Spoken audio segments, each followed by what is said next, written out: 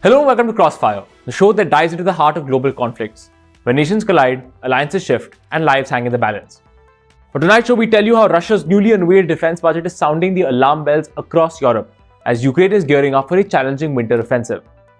Also, in the show, we tell you how the fear of war is taking a toll on the United States, as Americans are reportedly investing millions of dollars on doomsday bunkers to survive a nuclear war. Stay with us as we unravel these high-stakes developments and reveal what they mean for the future of global power and security. A record-breaking war chest, a relentless offensive, and a chilling new phase in the Ukraine war. Vladimir Putin has approved Russia's largest ever defense budget, signaling a massive escalation in this brutal conflict. Now, as Ukraine braces for what could be its most challenging year yet, is this the beginning of Russia's decisive push for victory? Or is it a gamble that could spiral out of control? Our next report tells you more.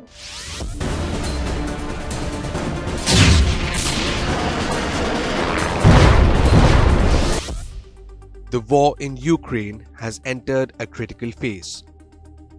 Russian President Vladimir Putin has made a move that could have catastrophic impact on the future of Europe for the next few years.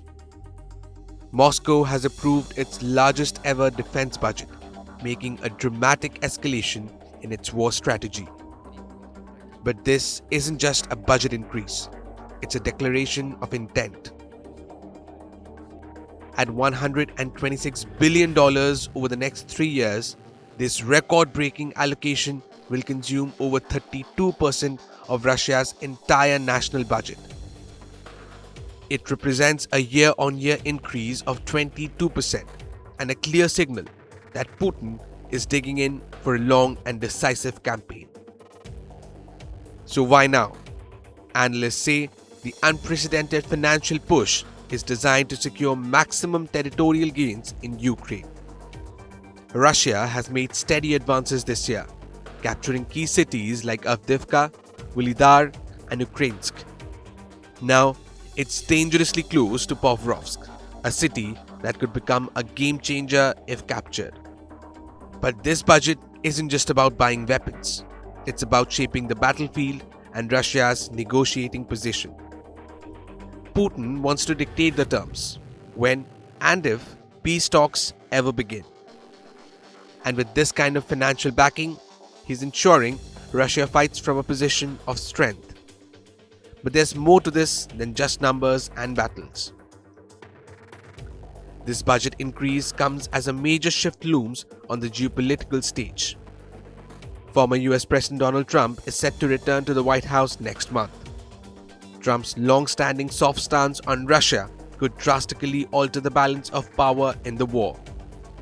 For Ukraine, the stakes couldn't be higher.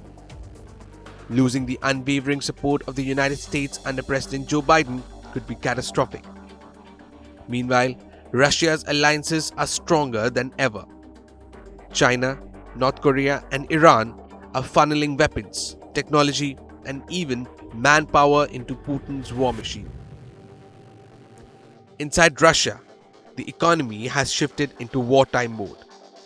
Civilian industries have taken a backseat as country pours resources into military production.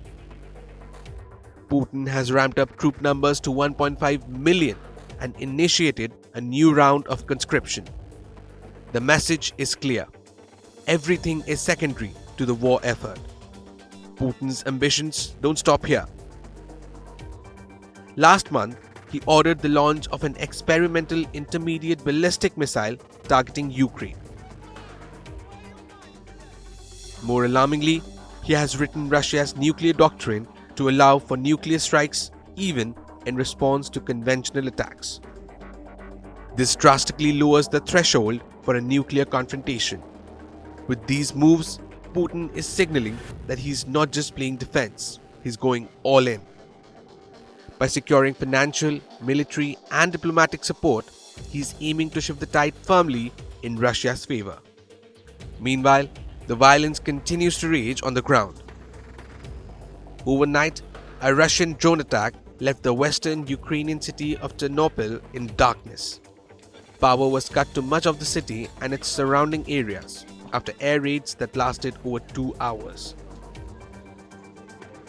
Ternopil is a major hub in western Ukraine, that has faced relentless strikes from Russia. While the full scale of last night's attack is still unclear, this is part of a broader Russian strategy to weaken Ukraine's infrastructure and morale. For Ukraine, the coming months will be crucial as it faces dwindling resources and potentially reduced international support. The pressure is mounting. Will the world step up to back Ukraine, or will Putin's strategy pay off? That remains to be seen.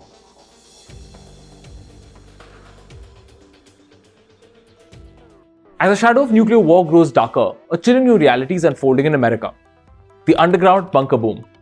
From luxury survival condos with spas and theaters to high-tech fallout shelters capable of withstanding nuclear blasts, Doomsday preparation is turned into a multi-million-dollar industry. But what does this trend say about the world that we're living in? Is it a rational response to growing instability, or a sign that paranoia is taking hold? Our next report decodes this for you.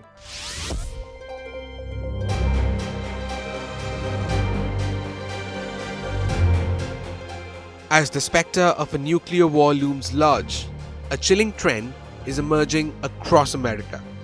The demand for underground bunkers is skyrocketing, from luxury survival condos to custom-built fallout shelters. Americans are preparing for doomsday scenarios that seem closer than ever. In the wake of Russia's ongoing conflict with Ukraine and Vladimir Putin's ominous nuclear rhetoric, demand for fallout shelter has skyrocketed. But this isn't just about survival. These bunkers are redefining doomsday preparations with opulence, technology, and a hefty price tag. From refashioned Cold War missile silos to high-tech bunkers designed to withstand nuclear blasts. The business of doomsday preparedness has turned into a multi-million-dollar industry. With rising tensions between Russia and Ukraine, these structures are no longer just for conspiracy theorists, but have become a hot commodity for executives, families, and corporations alike. A prime example of this growing industry is the Survival Condo Project, a massive 15-story underground facility located in America's Kansas. Once a decommissioned Cold War missile silo, it has been transformed into a 20,000 square foot luxury shelter capable of housing 75 people for up to 5 years. These bunkers are equipped with everything from spas and swimming pools to theaters and classrooms. It is designed to provide not just survival, but a semblance of normal life during catastrophic events. The owner of Survival Condo notes that the interest in his facilities spikes in response to global crisis. From the pandemic to the ongoing Ukraine conflict, fears of escalation, particularly around nuclear weapons, have driven traffic to his business. Clients are motivated not just by the threat of a nuclear war, but also by concerns over geopolitical tensions, climate disasters, and even the possibility of a future pandemic. Beyond survival, these bunker designs emphasize the importance of community and mental well-being as well. But the bunker boom underscores a troubling reality. As geopolitical tensions rise and trust in global stability erodes, more Americans are turning to extreme measures to safeguard their futures. From corporations seeking secure data centers to crypto firms designing hybrid bunkers for executives, the demand spans individuals and organizations alike. While these shelters offer peace of mind for those who can afford them, they raise broader questions about the world we're preparing for. Are we investing in survival out of necessity, or has paranoia taken hold in the face of global uncertainty? The fragile ceasefire between Israel and Hezbollah is unraveling at a pace that has the world on edge.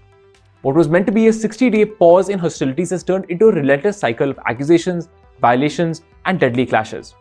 Civilians on both sides are caught in the crossfire, unable to bury their dead, unable to return home, and living in constant fear.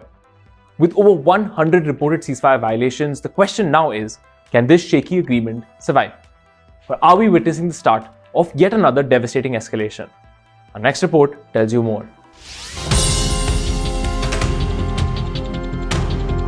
The fragile ceasefire between Israel and Hezbollah is crumbling under the weight of escalating tensions.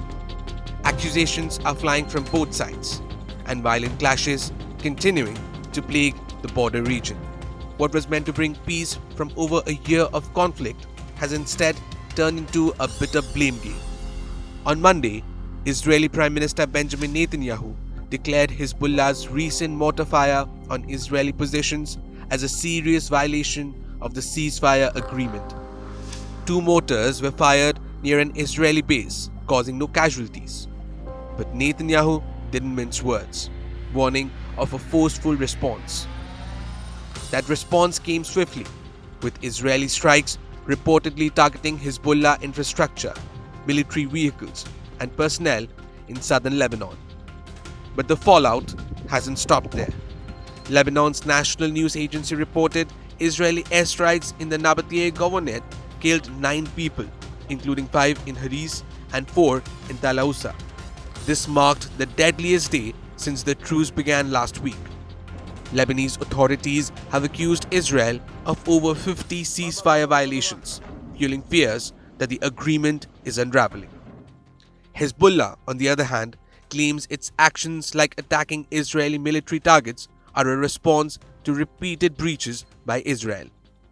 The Iran-backed group has called these retaliatory moves a warning, but the violence has left civilians caught in the crossfire. Take the story of Abbas al-Tanuki, a Lebanese hotelier who tried to bury his cousin, killed during Israeli airstrikes in Beirut. Abbas coordinated his trip with the Lebanese army to safely reach his family graveyard in Qiyam. But what awaited him was chaos. Israeli tanks encircled the area and gunfire erupted, forcing Abbas and his family to flee.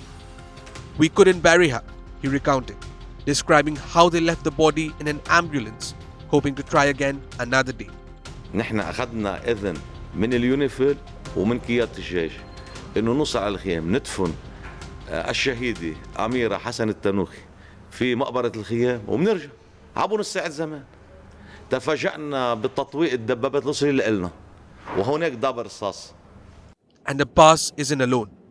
With Israeli tanks still doing the rounds in Lebanon, many are finding it impossible to bury their dead. Moreover, residents of southern Lebanon are finding it impossible to return home, even with a ceasefire in place. The truce, brokered by the US and France, was supposed to provide a 60-day halt to hostilities. Key coordinations included Hezbollah's withdrawal from 40 kilometers from the border and Israel's pullback from Lebanese territory. But instead, it has become a point of contention. The UN peacekeeping force in Lebanon reports that Israel has violated the agreement approximately 100 times since the truce began.